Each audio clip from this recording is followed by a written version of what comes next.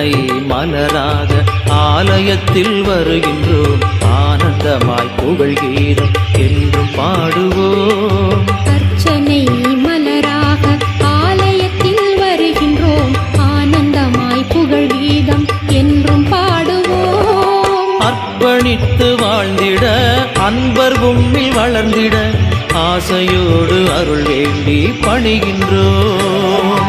அர்ப்பணித்து வாழ்ந்திட அன்பர் உம்மில் வளர்ந்திட ஆசையோடு அருள் வேண்டி பணிகின்றோம். அர்ச்சனை மலராக ஆலயத்தில் வருகின்றோம், ஆனந்தமாய் புகழ் கீதம் என்றும் பாடுவோம்.